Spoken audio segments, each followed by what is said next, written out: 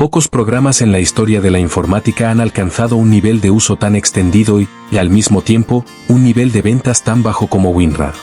Para muchos, su icono azul con libros apilados es un recuerdo inmediato de la infancia en los cibercafés, de tardes descargando música, juegos o películas, o de noches enteras trabajando en proyectos universitarios. WinRAR estaba allí, silencioso, incansable y gratuito en la práctica, aunque siempre te recordaba que estabas en una versión de prueba. Lo curioso es que ese recordatorio nunca significaba un verdadero obstáculo. El software no se bloqueaba, no se desinstalaba y tampoco deshabilitaba sus funciones. Aún después de que supuestamente la prueba gratuita terminaba, WinRAR seguía funcionando con normalidad. Y así, millones de usuarios en todo el mundo crecieron con un programa que parecía eterno, siempre fiel, pero casi nunca comprado. Los orígenes, un creador que pensó en lo invisible. La historia de WinRAR comienza con Eugene Rosal, un ingeniero de software nacido en Rusia en 1972. A diferencia de otros programadores que buscaban crear productos llamativos o interfaces visuales atractivas, Rosal se centró en resolver un problema silencioso pero fundamental en la informática de los años 90, el peso de los archivos. En una época donde los discos duros eran limitados, las memorias USB no existían aún y las conexiones a Internet eran lentas, comprimir archivos no era un lujo, sino una necesidad. La capacidad de transformar una carpeta llena de documentos, imágenes o juegos en un archivo más liviano y manejable podía significar la diferencia entre poder enviarlo por correo electrónico o tener que partirlo en varios disquetes. Rosal desarrolló un algoritmo de compresión eficiente, flexible y adaptable. De ahí nació RAR, Rosal Archive, un formato de compresión propio que superaba en muchos aspectos a los competidores de la época, como ZIP. Sobre este formato, construyó su programa estrella, WinRAR, lanzado oficialmente en 1995. El ritual digital de los 2000. Con el inicio del nuevo milenio, WinRAR se convirtió en un invitado obligatorio en cada computadora. Si ibas a un cibercafé para descargar canciones de Ares o LimeWire, lo más seguro es que la música viniera en carpetas comprimidas. Si eras estudiante y te pasaban un trabajo universitario, lo recibías en RAR. Si comprabas un CD pirata con juegos o programas, tenías que descomprimir varios archivos antes de instalarlos. WinRAR era ese guardián discreto que hacía posible todo. No tenía gráficos espectaculares, no ofrecía experiencias modernas ni interfaces complejas. Pero era rápido, liviano y confiable. Ese recordatorio de tu periodo de prueba ha terminado se volvió parte de la cultura digital. Generaciones completas lo vieron cientos de veces en la pantalla, y aún así lo ignoraban sin mayor preocupación. El programa seguía ahí, funcionando como siempre. El mito del software gratis. Uno de los elementos más fascinantes de WinRAR es su modelo de negocio. Técnicamente, el programa no era gratuito. Su licencia costaba dinero, y quienes lo compraban obtenían el derecho legal de uso completo. Sin embargo, el software nunca bloqueaba al usuario cuando se vencía el periodo de prueba. Este detalle creó una especie de mito. WinRAR era gratis en la práctica, aunque oficialmente no lo fuera.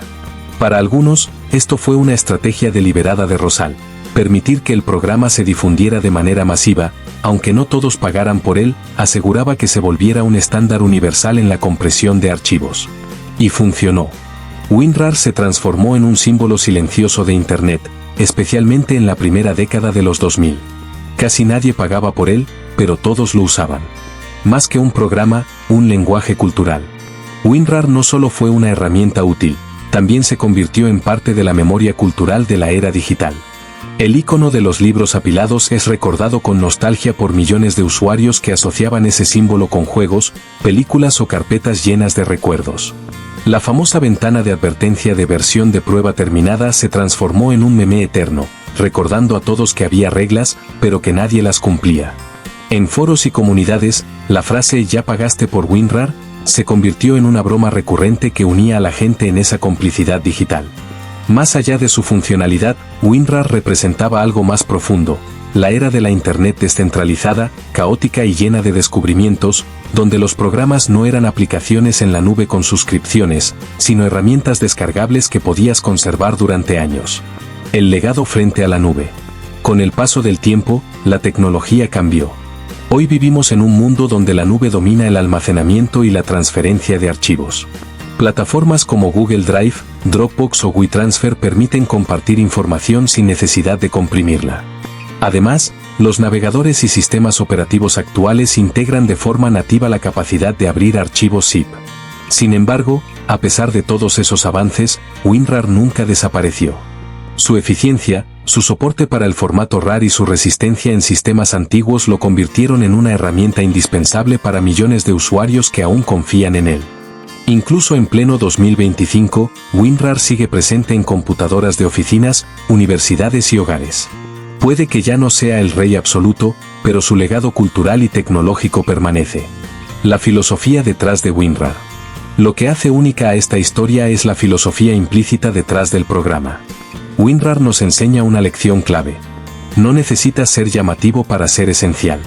En un mundo donde la tecnología suele priorizar el diseño visual y las campañas de marketing, WinRAR demostró que lo verdaderamente importante es la funcionalidad y la eficiencia. La permanencia vale más que la fama. Mientras otros programas desaparecieron, WinRAR se mantuvo por décadas, sin necesidad de grandes campañas publicitarias. La generosidad crea comunidad. Al permitir que la gente lo usara sin restricciones, aunque no lo compraran, WinRAR se volvió parte de la vida digital de millones. En cierto sentido, WinRAR fue un acto de confianza hacia el usuario, algo casi imposible de imaginar en la industria tecnológica actual, dominada por modelos de suscripción y sistemas cerrados. Un símbolo de toda una generación. Al recordar a WinRAR, no pensamos solo en un software de compresión. Pensamos en una época de descubrimiento, cuando la Internet era más libre, más experimental, a veces, más caótica. Recordamos los cibercafés llenos de adolescentes descargando canciones, los CD piratas con juegos comprimidos en carpetas interminables, los trabajos universitarios enviados en disquetes o memorias USB. WinRAR fue testigo de todo eso. Y aunque hoy el mundo digital cambió radicalmente, su icono y su frase eterna siguen presentes en la memoria colectiva.